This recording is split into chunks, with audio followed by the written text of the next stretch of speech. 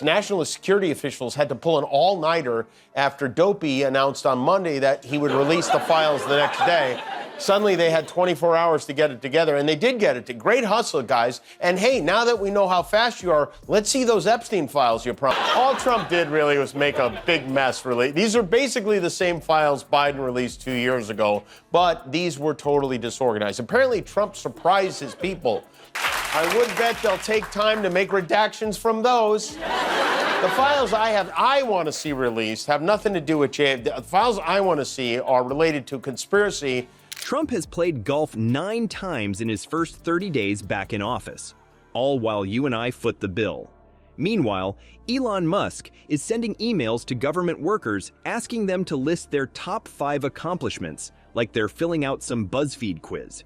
Kimmel exposed this absurdity on his show, and the aftermath was exactly what you'd expect. Trump throwing a digital tantrum, calling Kimmel a low ratings loser and a disgrace to America. This is what Tesla employees in Encinitas saw when they arrived to work today. The vandalism is too graphic to show in its entirety. We blurred out the swastika on this white Tesla. There have been several incidents of people who are upset with Elon Musk vandalizing Teslas and Tesla dealerships. This incident happened just outside San Diego. As well as the F word on 2 different windows in front of the dealership. Okay, well, it seems like maybe the guy who's in charge of blurring the bad words missed. They took a slightly offensive word, scum. The irony is too perfect, and we've got all the juicy details right here. Before we move on, I'd like to ask you a small favor. If you appreciate this content, please take a second to like this video and subscribe to the channel. Over 98% of you watch the videos without subscribing. It costs you nothing, but it makes a huge difference to us. So, did you click the subscribe button? Great. Thank you so much. Now back to the video. It has to stop. There have even been incidents of arson. Someone lit a bunch of Teslas on fire. And here's the thing, I get that people are upset. Burning a car might not be great for the environment. I don't think that's what they had in mind and made it into a very offensive word. Well done. Several Teslas have had swastikas painted on them, and not only is that vandalism, it is also a violation of Kanye's trademark. And they invented the electric car. In Las Vegas yesterday, someone threw a Molotov cocktail at a Tesla service center. At least 5 Teslas blew up, 1 from the Molotov and 4 because that's just what Teslas do sometimes. Ever wonder what happens when 2 of America's most fragile egos get roasted on national TV? Spoiler, they throw tantrums like toddlers denied ice cream. Jimmy Kimmel recently took aim at both Trump and Musk, and boy did he hit some nerves. So get this, Elon Musk, who apparently thinks running Twitter qualifies him to run the government, sent out a mass email to federal workers with the subject line, "What did you do last week?" Like he's some kind of principal checking homework. The email demanded these career professionals list their top 5 accomplishments from the previous week. Because nothing says, "I respect your decades of public service," like treating you like an intern on their first day. Kimmel absolutely nailed it when he pointed out that Musk is treating government workers like they're filling out BuzzFeed quizzes. You know, which Taylor Swift era are you based on your work accomplishments? These poor federal employees who've dedicated their lives to public service suddenly have to justify their existence to a guy who named his kid after what looks like a Wi-Fi password. And speaking of confusion, Kimmel remarked that these federal workers are as confused as Elon's kids when they realize their father named them after a phone number. I mean, can you imagine being XAE12 on the first day of school? And no one should be setting fires. You could kill somebody, you could hurt somebody. Elon Musk might not care about other people, but decent Americans should. The world's richest man, has been trying to drum up sympathy for himself lately. I've never done anything awful. I've only done productive things.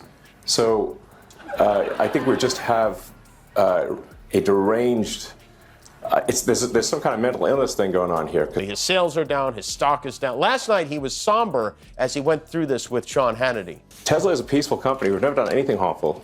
To take attendance. Meanwhile, while Musk is playing government supervisor without actually being hired, Trump has been incredibly busy playing golf. That's right, our commander-in-chief has spent 9 of his first 30 days in office working on his swing. Because apparently fixing America means fixing your handicap first. And it's not just time he's wasting. Trump also revealed that he's had multiple phone conversations with Putin, not just when he had 5 on Valentine's Day, very romantic. And they watched the White Lotus Sunday and said they wish they were together for the brothers kissing party. These presidential golf outings have already cost taxpayers approximately $10.7 million. That's enough money to buy eggs for every American complaining about inflation. Speaking of which, remember when Trump promised to See if I can explain it for you. When you pull out a chainsaw to celebrate firing thousands of people, they get mad. It's just my God. As a peaceful company, we've never done anything harmful. I've never done anything harmful. I've only done productive things. So I think we just have a deranged. There's some kind of mental illness thing going on here. You do 1, maybe 2 Nazi salutes, everybody gets all bent out of shape. Donald Trump today had what he described as a very good phone call with President Zelensky of Ukraine. All his calls are either very good or perfect. end inflation and make America affordable again starting on day 1? Well, we're now on day 37, and somehow eggs still cost as much as a small car. Turns out shouting, "Inflation be gone," while riding in a golf cart doesn't actually affect the economy. Who knew economics could be so complicated? The most hilarious part of this whole situation is that Musk somehow thinks he has the authority to fire federal workers. As Kimmel so brilliantly put it, who knew you could fire people at a place you don't even work? This is like me walking into a Walmart and telling people they're fired. Kimmel even joked that he might try firing people at Chipotle just to see what happens. Maybe next time your burrito isn't perfectly rolled, you can channel your inner Musk and tell the employee you're terminated. Please submit your top 5 burrito rolling achievements by end of day. But don't worry, Trump has a solution to all our problems. Instead of actually addressing inflation or creating sensible immigration policy, he's proposed a gold card plan that would let wealthy immigrants essentially buy their way into citizenship for a cool $5 million. Because nothing says American dream like a pay-to-win model. It's basically turning immigration into what Kimmel called the customer rewards program at a casino. Swipe your gold card, get some free drinks, and a complimentary citizenship. And guess what happened when Jimmy Kimmel landed those jokes? Trump reacted exactly like the thin-skinned baby Kimmel painted him as. The former president fired up Truth Social for an all-caps tantrum, calling Kimmel a low-ratings loser and a disgrace to America. Nothing says presidential like typing in all capital letters when your feelings get hurt. Even funnier was Kimmel's perfect response. If you can't handle a joke, maybe don't spend your entire life being one. Ouch! That burn was so severe it probably melted Trump's spray tan.